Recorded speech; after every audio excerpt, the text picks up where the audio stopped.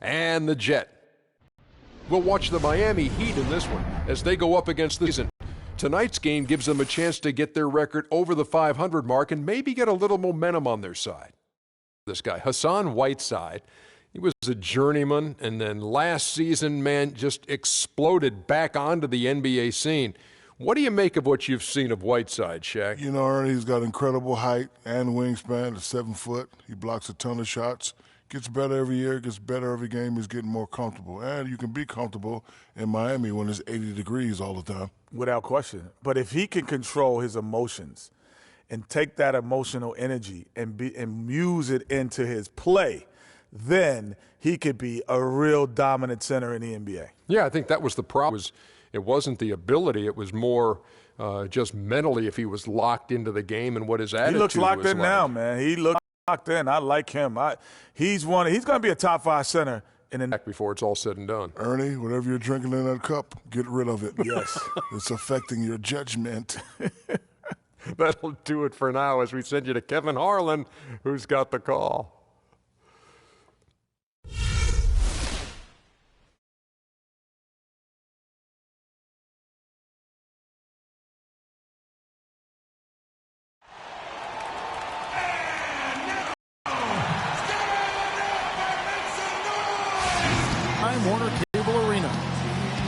Well, it was the Charlotte Hornets winning their last game against the Jazz.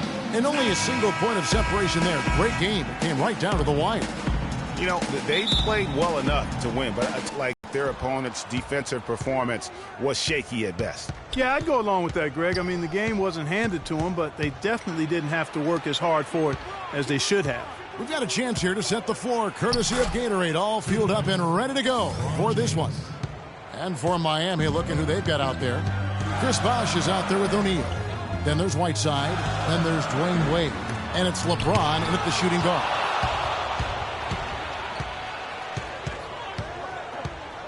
Wade outside. And the dunk by O'Neal. Sheer, unadulterated power right there. I mean, he ripped it down with both hands. Absolutely. A resounding dunk. Just a take no chance slam by the big fella.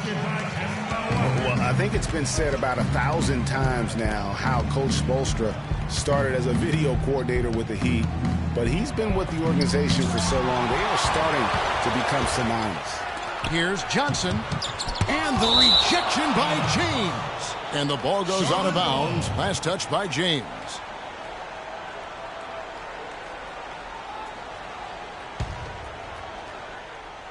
First quarter, just over a minute played. To the inside. And here we go. Fast break. LeBron's got it. Here's Wade, and Mourning sends it back. And that's out of bounds. Miami will retain possession.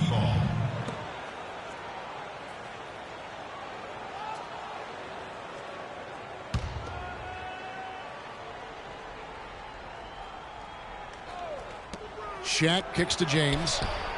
The pick gave him all the room he needed, and he knocks down the J.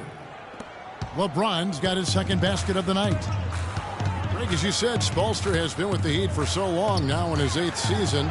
He was handpicked by Pat Riley to lead the team, and Riley Clark kind of molded him in his image. And it was clear that Pat Riley believes in him and continues to believe in him. Coach Spoelstra has had very high expectations on his shoulders ever since taking over the team, and he's actually lived up to them.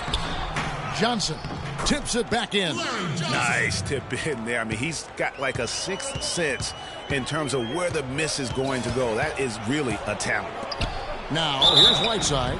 An 11-point game for him in the win against Sacramento. And Hassan Whiteside of Miami had the breakout year of all breakout years. Clark, he blew up in the right way last season. Averaged a double-double over 48 games. Yeah, and great to see for Whiteside because he did have some issues prior to the breakout year, and it's nice to see him find his stride and produce with that awesome talent he has.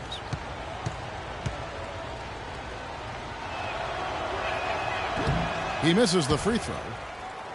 And talking about Whiteside, he isn't completely out of the woods yet. I mean, after a couple of ejections last season, his team quickly condemned his actions. They questioned his maturity.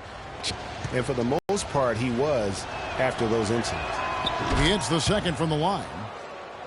And you know, the thing about Whiteside, guys, when he's right, he's an unbelievable game changer. Second in the league in blocked shots last season. Also posted the second best field goal percentage. The guy can play if he keeps his head squarely on his neck. The second he got around the pick and shook his man, it was straight to the bucket for the easy deuce. Very, very well done. Outside Bosch. The feed to James.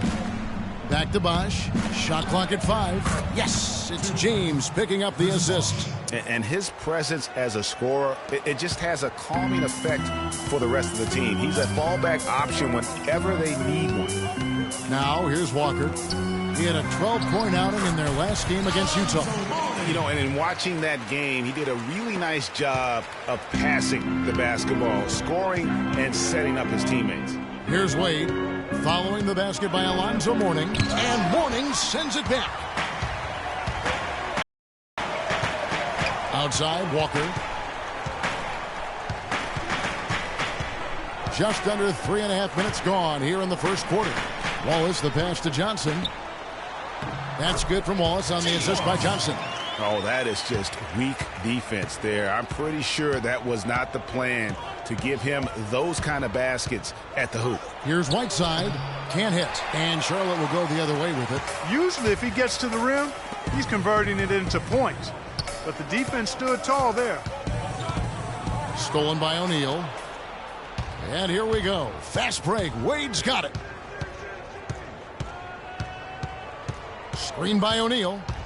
Outside Bosch. Takes the 3. And Shaq with the slam.